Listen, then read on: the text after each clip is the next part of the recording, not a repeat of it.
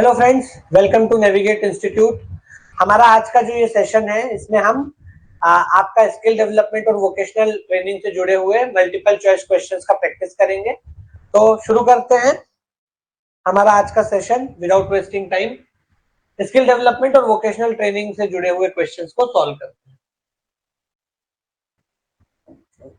यहाँ पर एक फर्स्ट क्वेश्चन दिया हुआ है, why India needs skill development. India को स्किल डेवलपमेंट की जरूरत क्यों है?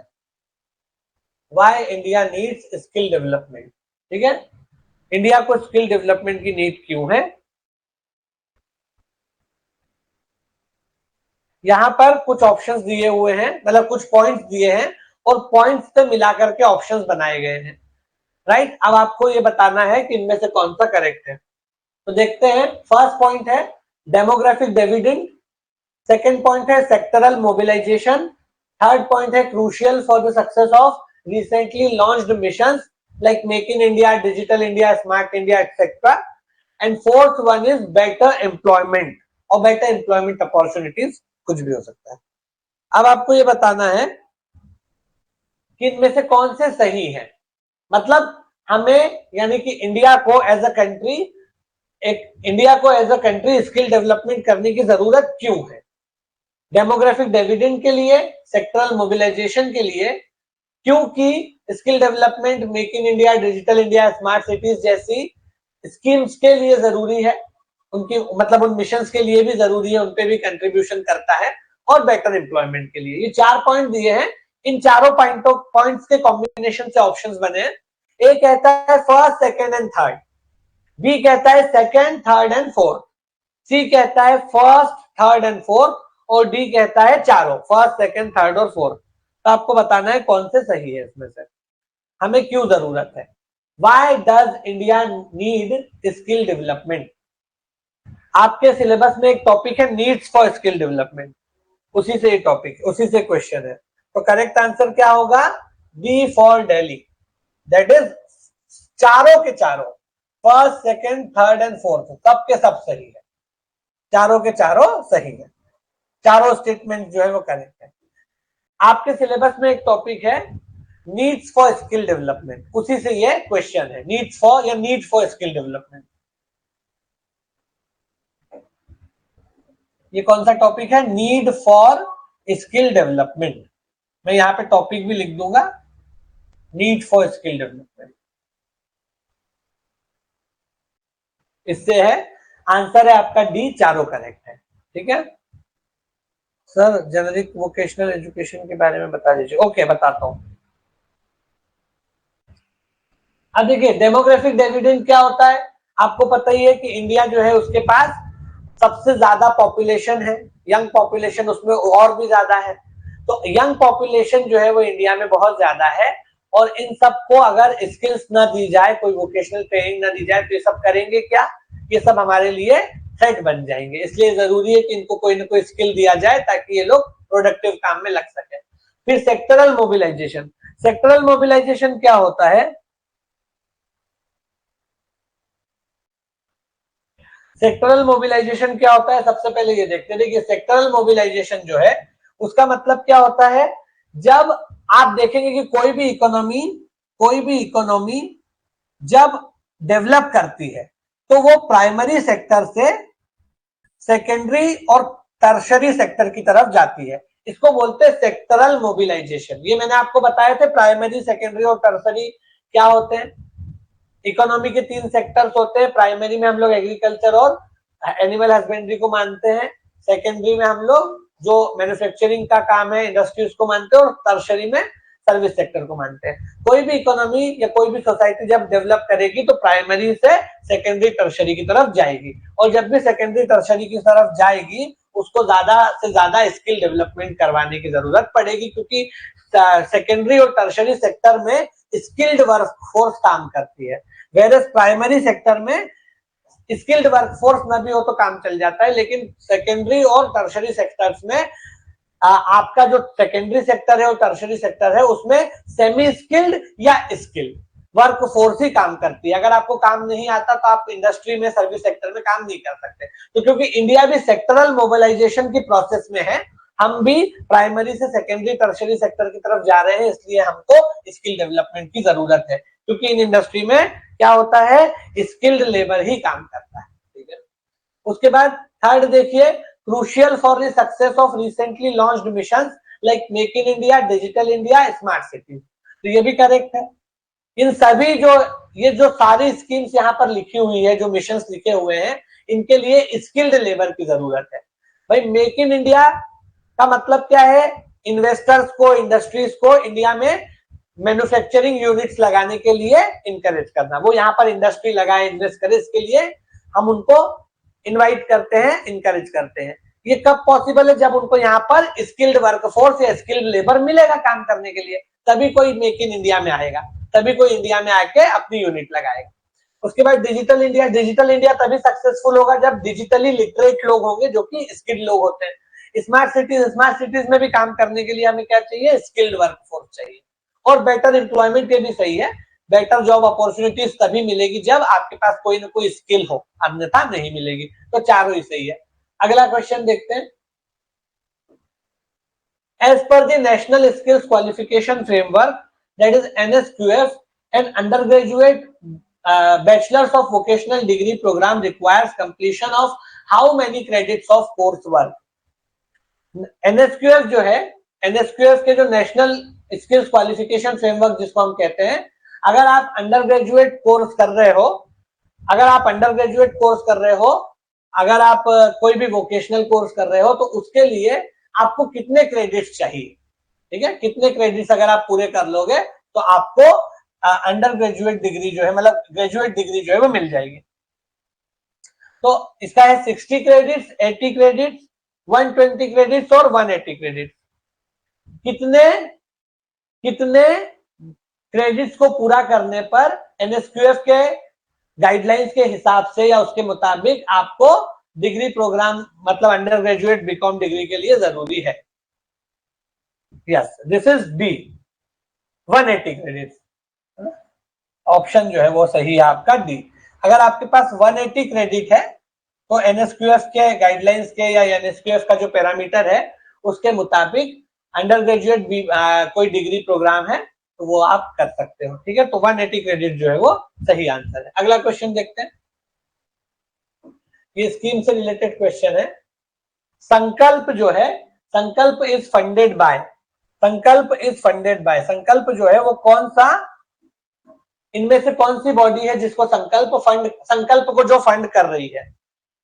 IMF, that is international monetary fund, Asian development bank, that is ADB, world bank और नाबार्ड। इन चारों में से कौन सी ऐसी संस्था या कौन सी ऐसी बॉडी है जो संकल्प स्कीम को फंड करती है? IMF, उसके बाद ADB यानी national Asian development bank, IMF, ADB, world bank और नाबार्ड। नाबार्ड क्या होता है? NABARD is national bank for agriculture and rural development, national bank for agriculture and rural development.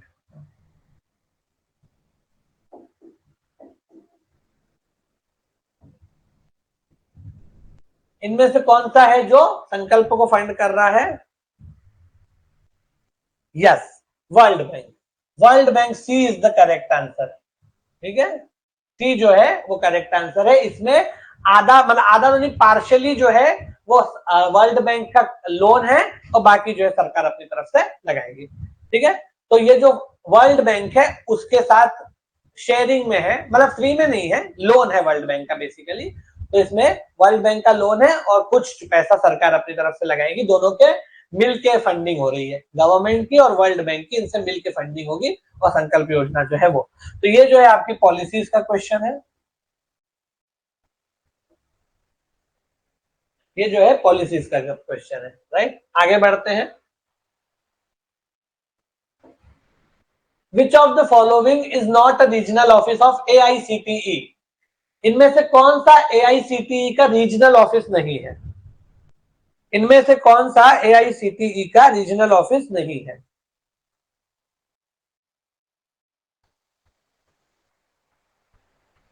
चार ऑप्शंस आपको दिए हैं, दिल्ली, मुंबई, कोलकाता और चेन्नई। दिल्ली, मुंबई, कोलकाता और चेन्नई, इनमें से कौन जो है वो एआईसीटीई का रीजनल ऑफिस नहीं है?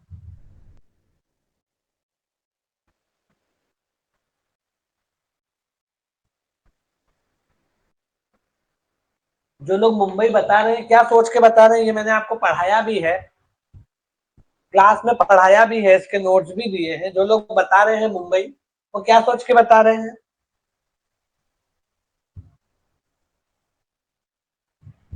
मैंने आपको पढ़ाया, क्लास में भी डिस्कस किया है, एज वेल एज आप लोगों को नोट्स में भी बताया है। इनमें से कौन सा एआईसीटीई का रीजनल ऑफिस नहीं है? एआईसीटीई का रीजनल ऑफिस इनमें से दिल्ली में नहीं है, मुंबई, कोलकाता, चेन्नई में है। मुंबई में इसका वेस्टर्न ऑफिस है, वेस्टर्न विंग का। कोलकाता में इसका ईस्टर्न विंग का ऑफिस है। चेन्नई में इसका सदर्न विंग का ऑफिस है। दिल्ली में इसका ऑफिस नहीं है, इसका नॉर्थ ऑफिस जो है वो कानपुर में है। कानपुर में इसका नॉर्थ का ऑफिस है। हाँ, तो नॉट ही तो पूछा है, नॉट नहीं, नॉट में दिल्ली में नहीं है, लिखा तो है which of the following is not a regional office. Not a regional office में आपको दिल्ली ही बताना है। दिल्ली नहीं है तो रीजनल ऑफिस ही तो मैंने पूछा है। इसका जो नॉर्थ ऑफिस है वो कानपुर में है, नॉर्थ विंग का। ठीक है। एआईसीटी का हेडक्वार्टर है दिल्ली, मैंने हेडक्वार्टर नहीं पूछा है आपसे।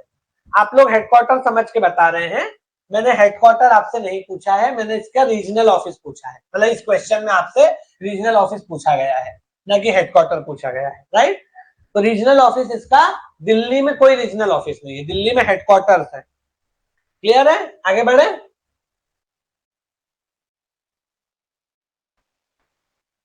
अच्छा, इसके बाद इसके और भी कुछ जगह जगह पर इसके ऑफिस खुले हुए हैं, अलग अलग जगहों पर। उसके बाद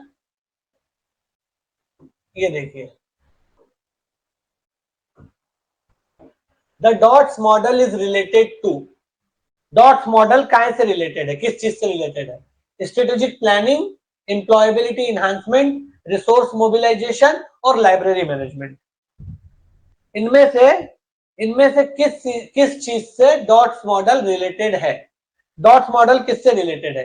स्ट्रेटेजिक प्लानिंग से रिलेटेड है, इन्हांसमेंट ऑफ एम्प्लॉयबिलिटी या एम्प्लॉयबिलिटी इन्हांसमेंट से रिलेटेड है, रिसोर्स मोबिलाइजेशन से है, या लाइब्रेरी मैनेजमेंट है? इसके पहले वाला जो क्वेश्चन था, ये आपका एआईसीटी ही आपके सिलेबस में एक टॉपिक है, एआईसीटीई एंड एनसीवीईटी। ये दो बॉडीज हैं, तो ये एआईसीटी से पूछा गया टॉपिक है, मतलब क्वेश्चन है। ये जो क्वेश्चन है, ये आप इसमें से आंसर बताएंगे तो पता चलेगा कि कौन से उससे है। एम्प्लॉयबिलिटी इन्हांसमेंट, इसका संबंध है एम्प्लॉयबिलिटी इन्हांसमेंट से है।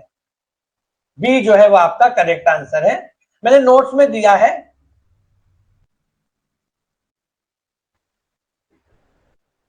दो तीन मॉडल जो इंपॉर्टेंट है, उसमें कुछ नहीं है, बस ये है कि भाई किसी को अगर करियर से रिलेटेड या एम्प्लॉयबिलिटी इन्हांसमेंट जो है उससे है। नोट्स में भी दिया है आपको, क्लास में भी मैंने बताया था इन्हांसमेंट ऑफ एम्प्लॉयबिलिटी में।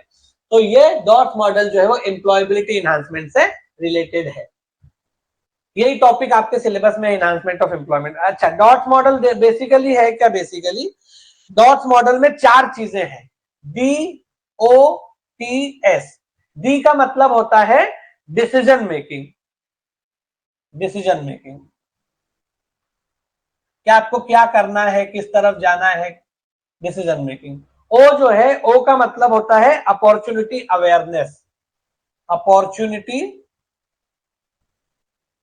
अवेयरनेस। सी, टी जो है, टी का मतलब होता है ट्रांजिशन लर्निंग, ट्रांजिशन लर्निंग। और डी एस जो है, एस का मतलब होता है आपका बेसिकली, जिसको हम लोग बोलते हैं कि सेल्फ अवेयरनेस।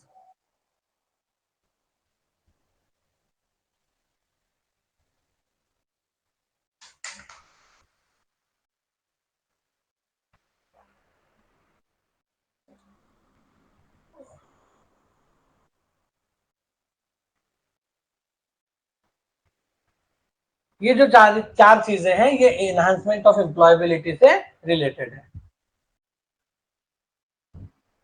आप मान लो कि आपको क्या, पहली चीज तो ये है कि एम्प्लॉयबिलिटी में आपको किधर जाना है, डिसीजन लेना पड़ेगा कि मुझे जॉब करना है या बिजनेस करना है ना। जरूरी है पहले ये सोचना कि जॉब या बिजनेस, जॉब तो कौन सी जॉब, बिजनेस तो कौन सा बिजनेस, ये डिसीजन लेना अपने आप में कि क्या करना है पहली चीज और किस तरह से करना है, जॉब करना है बिजनेस करना है ये। उसके बाद आपने एक बार सोच लिया कि भाई मुझे बिजनेस करना है, तो आपने, आपके सोचने भर से नहीं हो जाएगा, उस पर्टिकुलर चीज में जिसमें आप चाह रहे हो बिजनेस करना या जॉब करना, उसमें अपॉर्चुनिटी है भी कि नहीं। मान लो आपने कोई ऐसी चीज चुन ली जिसमें आपका इंटरेस्ट तो है लेकिन अपॉर्चुनिटी नहीं है उतनी जितनी होनी चाहिए, तो वहां पर अपॉर्चुनिटी है और है तो कितनी है ये सोचना, अपॉर्चुनिटी अवेयरनेस है। उसके बाद एक चीज होती है ट्रांजिशन लर्निंग, ठीक है। तो ट्रांजिशन लर्निंग बेसिकली क्या होता है कि आप मतलब फ्लक्चुएट जो होती है चीजें, ट्रांजिशन का मतलब होता है जो मार्केट चेंजिंग, जो चेंजिंग टेंडेंसीज होती है उसके बारे में आपके अंदर एक एक जिसको कहते हैं कि फ्लेक्सिबिलिटी होनी चाहिए कि आप अगर कोई इन्वायरमेंट चेंज हो रहा है, कोई चीज बदल रही है तो आप उसको एडॉप्ट कर सको, इसको बोलते हैं ट्रांजिशन लर्निंग। और सेल्फ अवेयरनेस, सेल्फ अवेयरनेस अगली चीज जो जरूरी है। तो डॉट्स मॉडल जो है वो ये बताता है कि अगर आपको एम्प्लॉयबिलिटी इनहांसमेंट को बढ़ाना है तो ये चार चीजें जो है ये जरूरी मानी जाती है। लॉ एंड वॉट करके दो लोग हुए हैं जिन्होंने इसको दिया है, लॉ एंड वॉट, नोट्स में मैंने इसका दिया है आपको, लॉ एंड वॉट करके दो लोग हुए हैं जिन्होंने इसको दिया था इन द ईयर 1977। 1977 में लॉ एंड वॉट के द्वारा डॉट्स मॉडल प्रस्तावित किया गया था, प्रपोज किया गया था, ठीक है। तो इसका संबंध कैसे इनहांसमेंट ऑफ एम्प्लॉयबिलिटी के साथ है।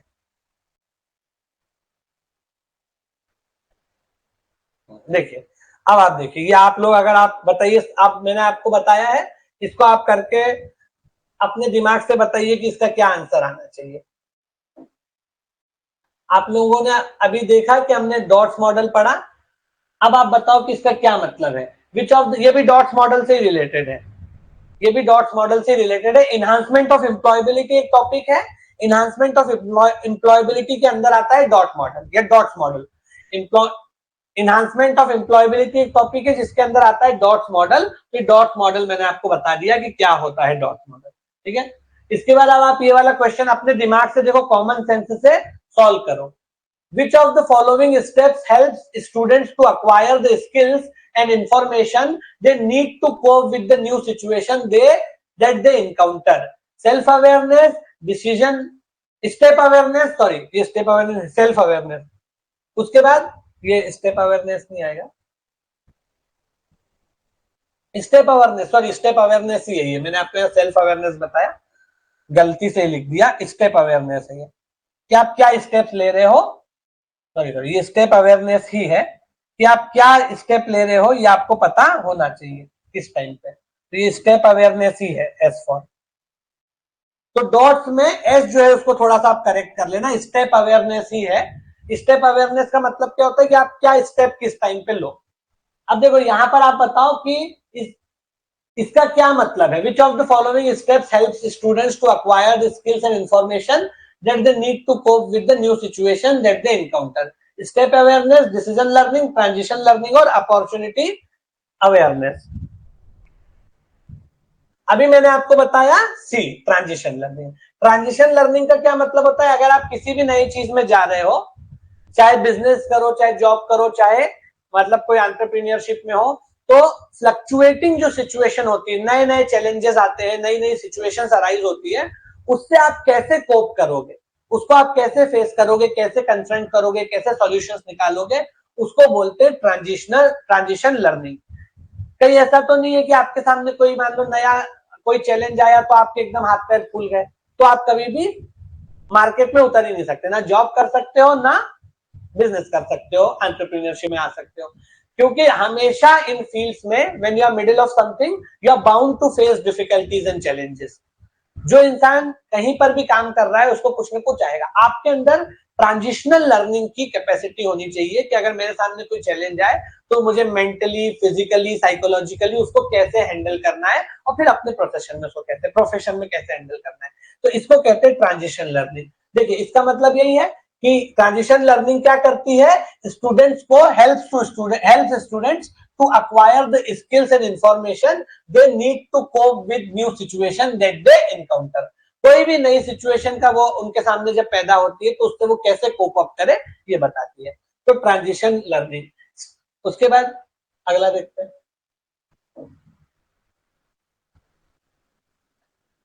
What are the problems in conducting the EDPs, that is economic development programmes.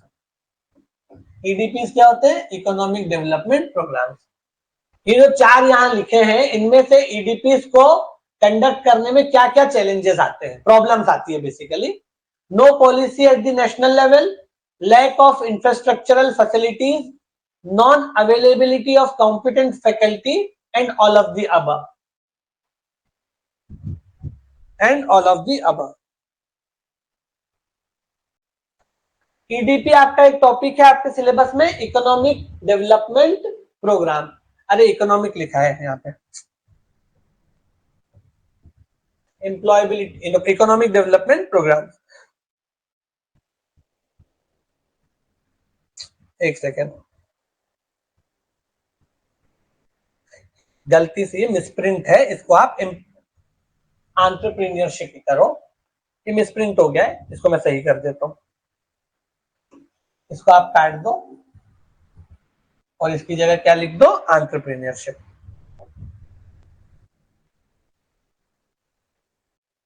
Entrepreneurship development program, EDP basically misprint है वो, एंटरप्रेन्योरशिप डेवलपमेंट प्रोग्राम। तो एंटरप्रेन्योरशिप डेवलपमेंट प्रोग्राम्स को कंडक्ट करने में कौन सी प्रॉब्लम्स आती है, no policy at the national level, lack of infrastructural facilities, non availability of competent faculty and all of the above. तो इसका आंसर क्या सही आएगा, डी। डी जो है वो करेक्ट आंसर है। हमारे पास ईडीपीज को लेकर के नेशनल लेवल पे कोई बहुत कंक्रीट पॉलिसी अभी नहीं है। एंटरप्रेन्योरशिप डेवलपमेंट प्रोग्राम्स को लेकर के, एंटरप्रेन्योरशिप डेवलपमेंट प्रोग्राम्स को लेकर के हमारे पास नेशनल लेवल पे बहुत कंक्रीट पॉलिसी नहीं है। हालांकि हमारे पास एक पॉलिसी एंटरप्रेन्योरशिप के लिए है 2015 की, लेकिन उसमें ईडीपीज के लिए बहुत स्पेसिफिकली बहुत ज्यादा प्रोविजंस नहीं किए गए, जिसकी वजह से हम ईडीपीज को कंडक्ट नहीं कर पाते या बहुत सीमित लेवल पे कर पाते हैं। उसमें ईडीपीज का जिक्र तो है लेकिन स्पेसिफिकली कोई अलग से सिस्टम या प्रोविजंस नहीं है उस पॉलिसी में, डेडिकेटेड सिस्टम नहीं है, इसलिए ईडीपीज हमारे यहाँ बहुत लिमिटेड ही होते हैं एंटरप्रेन्योरशिप डेवलपमेंट प्रोग्राम। फिर लैक ऑफ इंफ्रास्ट्रक्चरल फैसिलिटीज, ये तो इंडिया में हर चीज में ही है। इंफ्रास्ट्रक्चर की फैसिलिटीज आप अक्रॉस सेक्टर्स देखेंगे, हर जगह है, तो इस मामले में भी है, ईडीपी के मामले में भी है। और non availability of competent faculty, ये भी सही बात है कि अगर हमारे पास अभी स्किल डेवलपमेंट और ट्रेनिंग के मामले में फैकल्टी बहुत अच्छी नहीं है, तो एंटरप्रेन्योरशिप डेवलपमेंट को लेकर के लोगों में अवेयरनेस पैदा करना, उसके प्रति लोगों को इंकरेज करना, ये करने वाले लोग भी उतने नहीं है जितने होने चाहिए, और है भी तो लोगों तक वो जुड़े हुए नहीं है, अगर है भी तो लोगों से उनका कनेक्ट उस तरह से नहीं है। तो तीनों ही ये सही है, तो ऑल ऑफ द अबव, ये तीनों ही प्रॉब्लम है ईडीपी को डेवलप करने में। एंटरप्रेन्योरशिप डेवलपमेंट प्रोग्राम आपके सिलेबस में ईडीपी भी एक टॉपिक है। अगला क्वेश्चन देखते हैं, Who among the following are the beneficiaries of Mukhyamantri Kaushalya Yojana of Madhya Pradesh government? A. Rural youth, B. School children, C. Farmers और D. women? तो ये तो बहुत आसान क्वेश्चन है। कभी कभी देखो एग्जाम में ऐसा नहीं है कि सभी क्वेश्चन ज्यादा मुश्किल आते हैं, एक दो चार क्वेश्चन हमेशा लप्पू टाइप के रहते हैं उन स्टूडेंट्स के लिए जिनको ये लगे कि नहीं हमने भी दो चार क्वेश्चन तो सॉल्व किए ही है, ऐसा है। तो सारे क्वेश्चन बहुत डिफिकल्ट लेवल के नहीं रहते, हर पेपर में आप पाओगे कि दो तीन चार क्वेश्चन ऐसे रहते हैं जो बहुत ही आसान रहते हैं, लप्पू रहते हैं, है ना। लेकिन अगर मान लो किसी ने वो भी नहीं पढ़ा तो उसको भी गलत कर देगा, ऐसा होता है। तो ये बहुत आसान क्वेश्चन है, लेकिन अगर आपने पढ़ा नहीं है तो आसान से आसान चीज भी मुश्किल हो जाती है, कठिन हो जाती है। आप लोगों को पता ही है कि मुख्यमंत्री कौशल्या योजना जो है वो महिलाओं को, एमपी की जो विमेन है उनको डेडिकेटेड है। तो डी जो है करेक्ट आंसर है, विमेन, और ऐसे विमेन जो एमपी के डोमिसाइल है, डोमिसाइल टू एमपी। इसमें कितनी महिलाओं को टारगेट रखा गया है, कोई बता सकता है? इसमें कितनी महिलाओं को टारगेट रखा गया है कि कितनी महिलाओं को अपने को करना है ट्रेन इसके तहत, मतलब स्किल डेवलपमेंट देना है या ट्रेनिंग देनी है, स्किल डेवलपमेंट करना है, उनको कुछ ना कुछ स्किल सिखानी है। इसमें कितनी महिलाओं का टारगेट रखा है हर साल, और इसमें एज क्या है, एज भी बता सकते हो आप। पहले तो टारगेट 2 लाख, यस 2 लाख महिलाओं का इसमें एनुअल टारगेट है कि 2 लाख महिलाओं को मुख्यमंत्री कौशल्या योजना के तहत स्किल डेवलपमेंट में मतलब स्किल्स दी जाएगी कोई ना कोई। ठीक है, एज इसकी 15 साल है, 15 ईयर्स जो है वो 15 साल इसकी उम्र है। 15 साल से अधिक की कोई भी, और डोमिसाइल एमपी की होनी जरूरी है, बाहर की महिलाएं इसमें एलिजिबल नहीं है। अगला क्वेश्चन देखते हैं, यही है, व्हेन वाज कौशल्या योजना लॉन्च। कौशल्या, यही वाली कौशल्या की बात हो रही है, मुख्यमंत्री कौशल्या योजना, MMKY, इसी की बात हो रही है। ये कब लॉन्च की गई थी?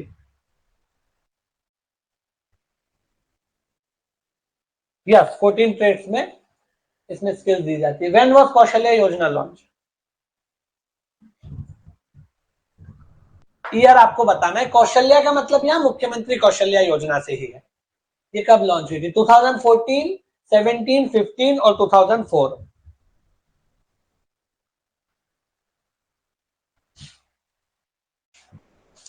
तो इसका करेंगे, ये फैक्चुअल क्वेश्चन है, इसका आंसर है बी 2017। 2017 में इसको इंप्लीमेंट किया गया था, लॉन्च किया गया था, राइट। तो ये फैक्चुअल क्वेश्चन है, ऐसे क्वेश्चन भी आते हैं, हमेशा आते हैं। तो ये लॉन्च कब हुई थी? 2017 में इसको मध्य प्रदेश की सरकार ने, गवर्नमेंट ऑफ मध्य प्रदेश ने इसको लॉन्च किया था। अगला क्वेश्चन देखते हैं, human resource and value system are come under value system and human resources किसके अंतर्गत आते हैं? आर नहीं आएगा, come under, right. Human resources and value system come under external environment, internal environment, और बोथ और नन।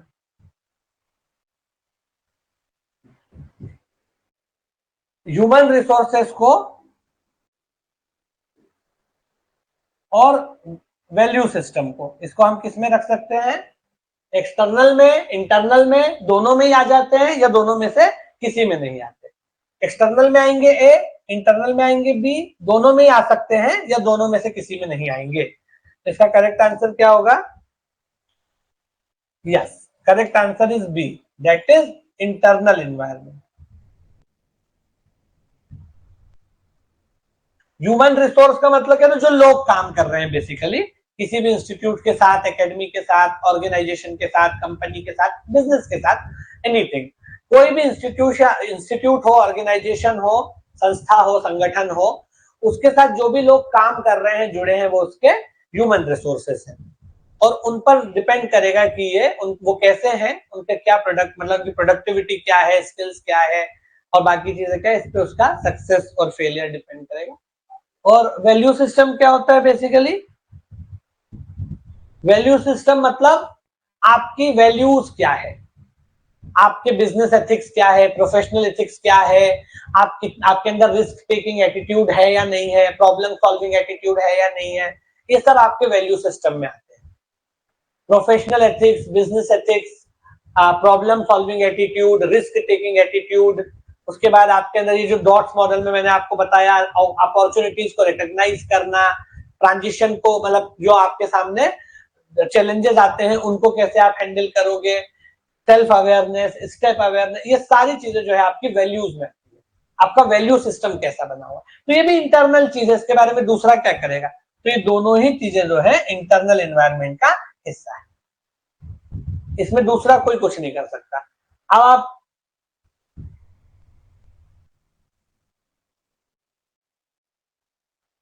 ठीक है, इंस्टीट्यूट के अंडर की प्रोसेस है ये दोनों, यस दोनों ही अंदर की प्रोसेस है। हाँ, रूल्स को भी आप रोल्स या वैल्यूज, ये सब इसके अंदर ही आती है। अब मुझे बताओ कि जो स्वॉट एनालिसिस है, इसमें से जो चार जो फीचर्स या फैक्टर्स हैं, इनमें से कौन से फीचर्स या कौन से फैक्टर्स एक्सटर्नल एनवायरनमेंट का हिस्सा है और कौन से फैक्टर्स इंटरनल एनवायरनमेंट का हिस्सा है। स्वॉट एनालिसिस में कौन से दो फैक्टर्स एक्सटर्नल एनवायरनमेंट का हिस्सा है, कौन से दो इंटरनल एनवायरनमेंट का हिस्सा है।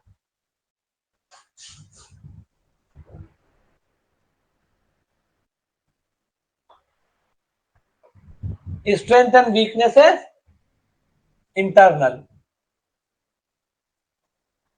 And opportunities and threats external. Opportunities and threats external, क्योंकि आपके सामने क्या अपॉर्चुनिटीज आएंगी ये आपके हाथ में नहीं है, बाहरी इन्वायरमेंट से क्या थ्रेट्स आ रहे हैं, चैलेंजेस आ रहे हैं, ये आपके हाथ में नहीं है, तो वो एक्सटर्नल एनवायरनमेंट है। हाँ, उसको आप अपनी स्ट्रेंथ और वीकनेस का यूज करके टेकल कैसे करते हो आपके हाथ में, तो आपका इंटरनल हो जाएगा। ठीक है, तो आज का प्रैक्टिस सेशन यहाँ पे खत्म करते हैं। अब कल के प्रैक्टिस सेशन, कल तो नहीं परसों रहेगा स्किल डेवलपमेंट का आपका प्रैक्टिस सेशन। तो ये क्वेश्चंस मैं आपको बता रहा हूँ, इसको लगातार अपन सॉल्व करते चलेंगे। अब जो है ऑल्टरनेट डेज में है, तो अब मंडे ही होगा डायरेक्ट, क्योंकि परसों तो संडे आ जाएगा, आज फ्राइडे है, कल सैटरडे, कल आपका होगा नहीं, मतलब स्किल डेवलपमेंट का नहीं रहेगा। और परसों फिर मंडे है और परसों संडे है, तो परसों संडे ऑफ रहेगा, छुट्टी है। अब जो हमारा प्रैक्टिस सेशन होगा स्किल डेवलपमेंट का, वो होगा मंडे को। तो अब मंडे से आपसे मिलूंगा, और बाकी जो है ठीक है, बाकी मंडे आपसे मुलाकात होगी।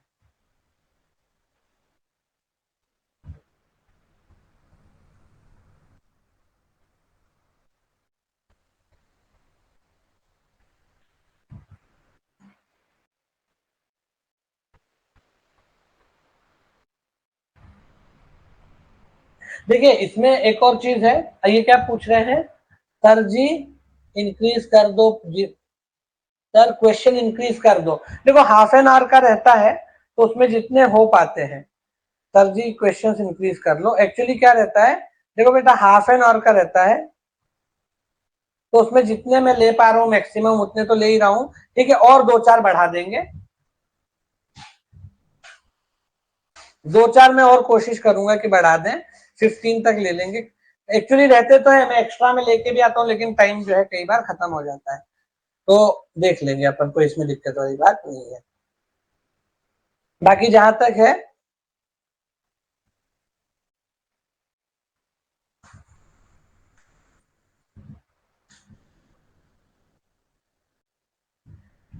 ये क्या आप क्या पूछ रहे हो, ये डेली डेली तो पॉसिबल नहीं है। देखो, जेनरिक स्किल्स क्या होती है बेटे, बेटा जेनरिक वोकेशनल एजुकेशन, देखो जेनरिक स्किल्स मैंने आपको बताया है, नोट्स में भी दिया है जेनरिक स्किल्स के बारे में। जेनरिक स्किल्स क्या होता है, आप लोग जब किसी भी इन्वायरमेंट में काम कर रहे हैं, है ना, किसी भी ऑर्गेनाइजेशन में काम कर रहे हैं, किसी इंस्टीट्यूट में काम कर रहे हैं, तो आपको बहुत सारी चीजों की जरूरत पड़ती है, वो जेनरिक स्किल्स कहलाती है। जैसे एक टीम में आपको काम करना है, तो आपके अंदर टीम वर्क करने की कैपेसिटी होनी चाहिए, क्योंकि आप जब इंस्टीट्यूशन में जाओगे तो आपको लोगों के साथ कोऑपरेट करना पड़ेगा, सबकी सुननी पड़ेगी, सबके साथ मैनेज करना पड़ेगा, तो टीम वर्क जो है वो एक तरह की जेनरिक स्किल है। आपका return communication, verbal communication, non verbal communication, आपका जो इंटरपर्सनल स्किल्स है, ये सब जेनरिक स्किल्स के अंदर आती है। आपकी जो कोर एजुकेशन है वो आपकी कोर है। जैसे मान लो कि आप एक मैकेनिक हो, मैकेनिक के नाते आपको मशीनों का रिलेटेड जो नॉलेज है, या मान लो कि आप एक डेटा एंट्री ऑपरेटर हो, तो डेटा एंट्री ऑपरेटर के नाते आपको जो कोर स्किल आनी चाहिए वो अलग है, लेकिन सिर्फ कोर स्किल आने से आपको एम्प्लॉयबिलिटी नहीं मिलती, या एम्प्लॉयबिलिटी मिल भी जाती है तो वो आप जिसको कहोगे सस्टेनेबल नहीं रहती। वो तब होती है जब आपको आपकी कोर स्किल्स के साथ दूसरी स्किल्स भी आती हो।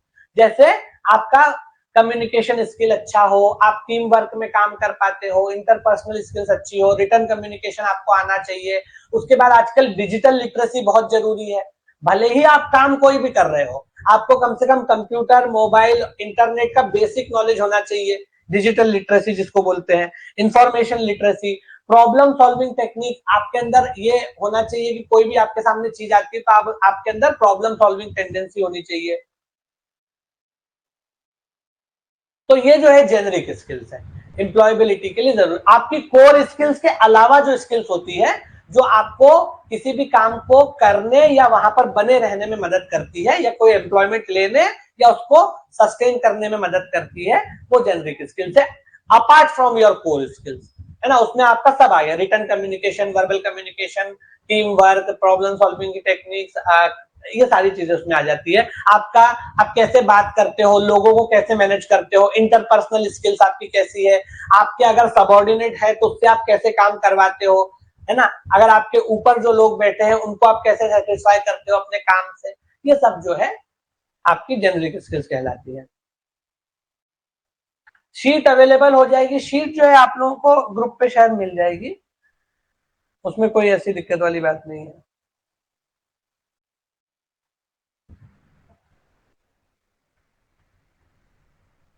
आप क्या पूछ रहे हो? सीबीएसई वाला चंद्रेश, एक सेकंड, मेरा क्वेश्चन आपका ऊपर। सीबीएसई स्कूल में कौन कौन सी क्लास में वोकेशनल एजुकेशन दिया जाता है? 10th, देखो कुछ कोर्सेस ऐसे हैं जिसमें मिडिल सेक्शन में भी देते हैं, कुछ कोर्सेस ऐसे हैं जिसमें 10th के बाद दिया जाता है।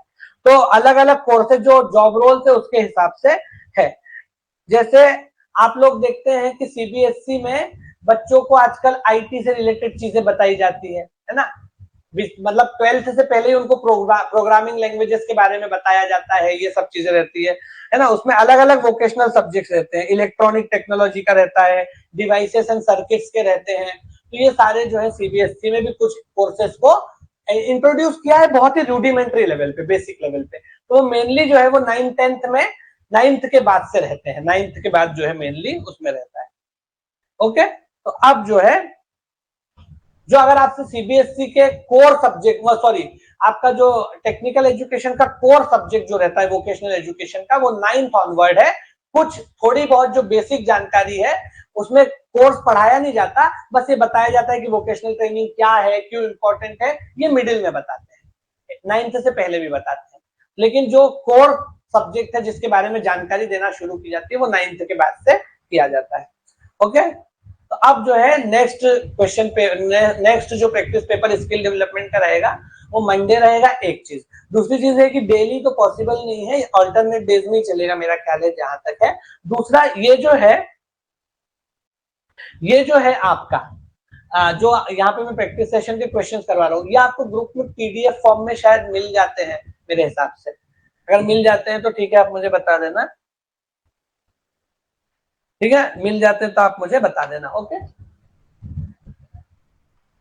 बाकी जो है अब मंडे हम लोग मिलेंगे, और आप लोगों में से, ठीक है, इसका बता देना, नहीं तो फिर मैं आपको पीडीएफ के बारे में बता दूंगा कि कैसे उसको। ओके, चलिए ठीक है।